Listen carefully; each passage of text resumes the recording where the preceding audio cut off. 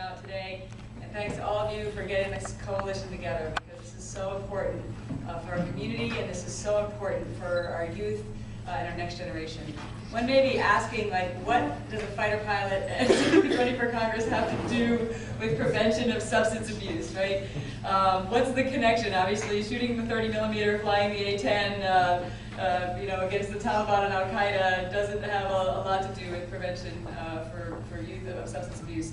But I was a kid in potential crisis when I was young, and my dad died when I was 2, and I went from being my world being all together to my world being turned upside down at the age of 12 because of that crisis. He literally was fine one day, had a heart attack in the afternoon while I was outside playing, was upstairs lying down, and then my mom took him to the hospital, and I didn't really understand what was happening, except my mom came home that night and said he's had a heart attack and he's going to be okay, he'll be recovering, and he'll be home a lot more and not working a lot. And I thought, oh, okay, well, we'll just take care of him and this will be fine.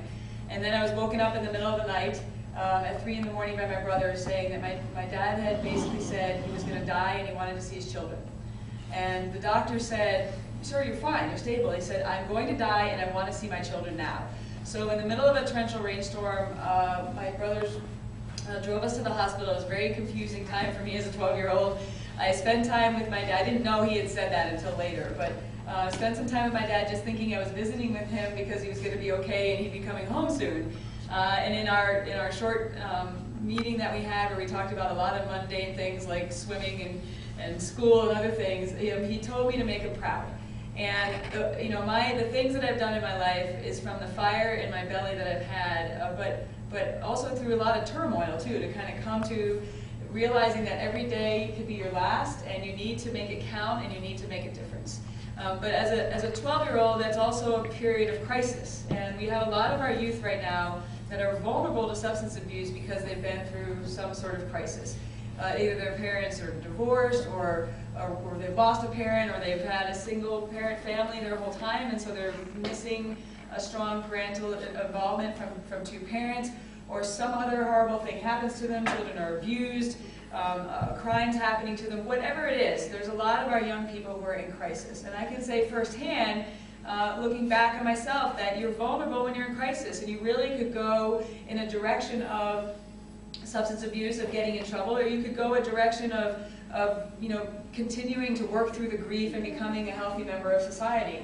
And I am just so grateful as I look back on my own life that even as I was struggling through the grief, because I didn't just wake up after the funeral and say, oh, I'm ready to change the world. I mean, I was really struggling as a young person, trying to understand. I was mad at God, I was confused in my faith, I was confused about a lot of things. And as I was navigating that valley of the shadow of death, I had my mom as a very strong example who stood in the gap.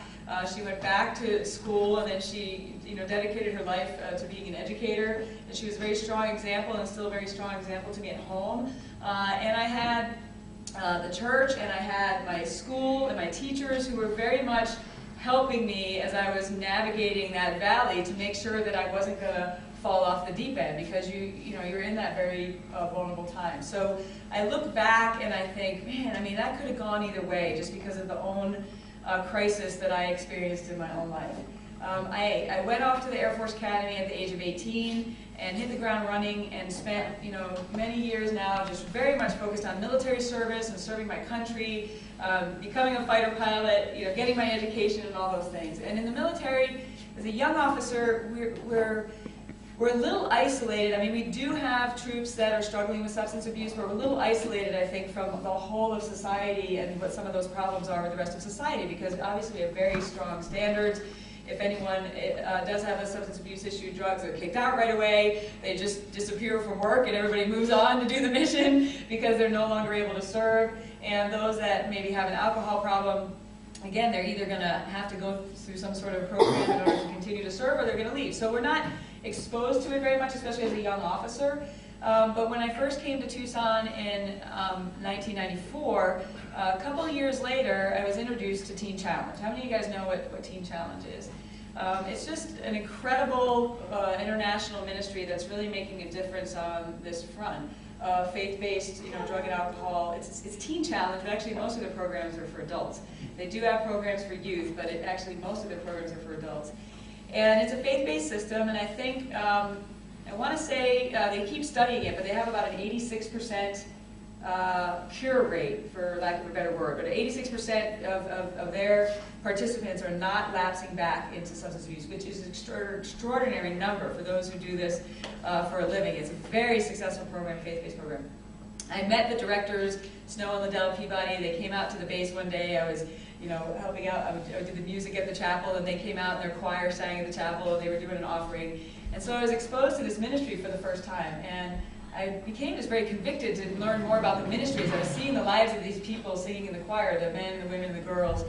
And so from that point on, I started supporting and really learning more and more about what Teen Challenge does, and then firsthand seeing the destruction that substance abuse has in our community and in our young and old people alike. So I've been supporting very specifically the Springboard Home for Girls. It's the under 18 home here, that residential program that Teen Challenge has here in Tucson. They also have an adult men's center here in Tucson. They have an adult women's center that allows children to come in Casa Grande, and they do have an under 18 young boys center up in Flagstaff. So they don't have one of those right here in Tucson. But I've been very involved with the Springboard. I've been personally supporting the Springboard Home. I'm always going there to mentor the girls and speak there. And I was asked to be on the board of directors of Teen Challenge while I was here as a squadron commander, actually, because I just was so committed to their ministry. Ideally, our goal should be to run them out of business, though, because, I mean, the whole reason why Teen Challenge residential programs have to exist is because we fail to prevent substance abuse. And so now what these guys are successfully doing, but often there's such tragedy involved by the time somebody walks in the door to their programs. Usually their relationships and their families have just completely been destroyed, because as you guys know, it usually takes someone really hitting the bottom before they're actually coming to get help. So their lives are destroyed as the adults, their jobs are destroyed, their relationships are destroyed, and so much time has been wasted and destruction done by the time they come to that point. For the young girls, I mean, it's honestly just heartbreaking to see these young girls. I mean, they're 12, 13, 14, and they have been through and put themselves through so much destruction at such a young age that it's incredibly heartbreaking. So the heart of all of you in the room and the heart of myself is to run them out of business by trying to prevent them from getting to that point. How do we do that? I mean, that's why you have to work together as a coalition. You guys are the experts. I certainly am not. I mean, I can give you some thoughts on it just from what I've seen. Again, by being associated with Teen Challenge. Teen Challenge also has a prevention program. It's called Stay Sharp. Even though Teen Challenge is a faith-based program, their Stay Sharp prevention program is, I mean, it's faith-based in the sense that it's funded by Teen Challenge, but their message is not faith-based. Their message is just information, facts, education, providing opportunities to schools, churches, and other organizations to, for free, bring in this program they have called Stay Sharp, which is a very powerful program that educates these kids on what these drugs are, what alcohol abuse does to you, and actually what the implications are. And then they bring in stories, not stories of people our age, because you know what, as soon as we walk into a classroom, we start opening our mouth about why they need to not be abusing substances, you just get tuned out. But stories of people your age, Tia, stories of people your age who are standing up, how old are you? I'm 12. You're 12. Who are standing up in front of them, maybe sometimes 12, 13, 14 years old, standing up in front of their peers, talking about their addiction to meth and how it destroyed their lives and what the cost has been to them personally. And that is compelling. And it's a very effective program, but not a lot of schools are taking advantage of it. It's free.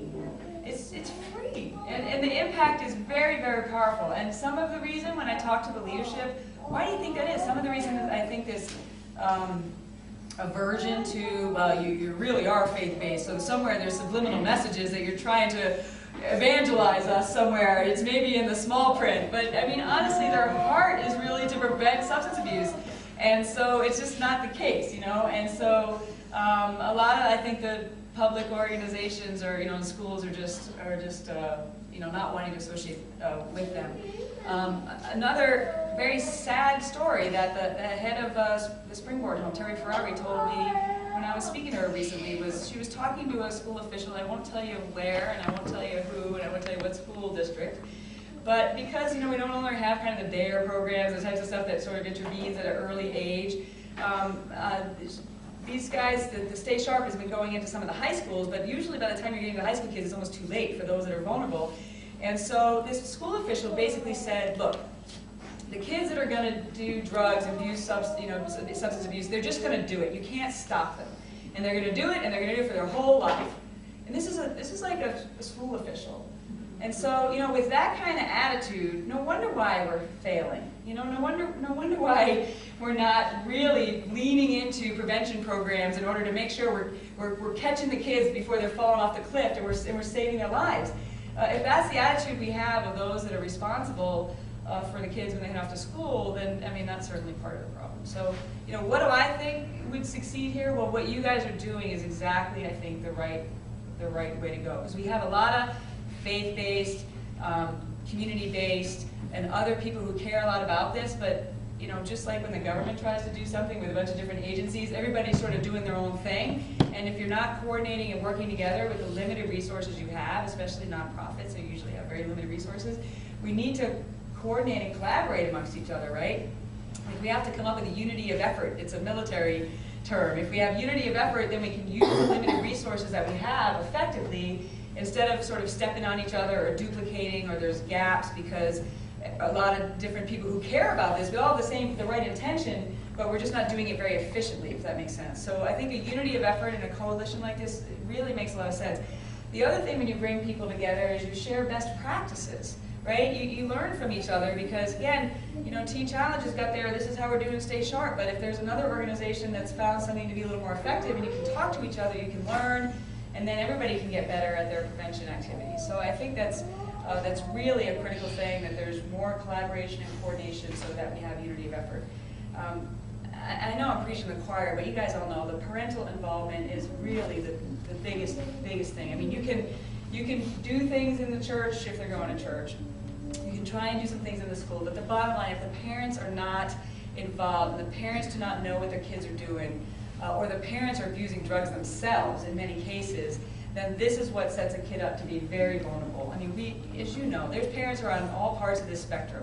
Some are like so understanding what their kids are doing, they're on them all day or night. There's no such thing as privacy for a 14, 15-year-old, and they're on them, and they're making sure, that they know exactly what they're into, they know exactly what they're doing in the computers, they know exactly who they're talking to. I mean, it's almost maybe too much in some cases, but they're on it, they're not going to be fooled. Then you kind of have a lot of the parents who are just sort of, they think they know what their kids are doing, but they're totally clueless, So the kids are running rampant, they've got all sorts of decisions and activity going on in their lives, and they could be abusing alcohol, they could be abusing drugs, and the parents just are asleep at the wheel, they don't even realize it. And then again, on the worst end, you've got the parents that are abusing drugs themselves, and that's the vulnerabilities come from those second and third categories for the types of kids that show up at the Teen Challenge programs, because they're just, they do fall off the cliff there. So I think coordinating with each other is very important. I think parental involvement. How do we do that? And just for the record, I mean, I'm running for federal office. I'm not talking about this like it's the federal government's responsibility. I'm talking about this as a citizen of this community. And it's my strong feeling that you cannot, this is not a government responsibility in a sense, fighting the war on drugs. I mean, we've spent billions and billions of dollars in order to do that. That is just not effective. The best, most effective ways to address this issue for prevention is community-based, parent-based, home-based, church-based, school-based prevention programs that are making sure that as kids are vulnerable, they're directing them, they're mentoring them, and they're catching them because, again, I could have fallen off that cliff, but somebody held me back and sort of turned me that way, and we need to be doing that for our kids in the community so that they're becoming the people that they're purposed to be, that God purposed them to be, instead of wasting their life and destroying their life through the damage that substance abuse does. So I'm really happy to be here today. I'm open to all your ideas too, because I always want to learn more. I tell you just on behalf of Teen Challenge, I'm not representing them, but I'm very connected with them still, support them. They're just excited when they heard that this was even coming together. So even if there's ways for you guys to interact with them as you're doing this, I think they'd be very grateful. Again, I'm not speaking for Snow Liddell, but I'm connected with them, and they're excited about anyone who's trying to actually work them out of a job, so that they don't have to, deal with the in-residents. So thanks for your time today. I'm really excited to be a part of this. It's excited to see you guys all here because we have got to save these kids from the destruction of substance abuse. And anything we can do to make that better, I think, is going to make our community better, it's going to make our nation better, it's going to make our world better. So thanks for your time. Thank you.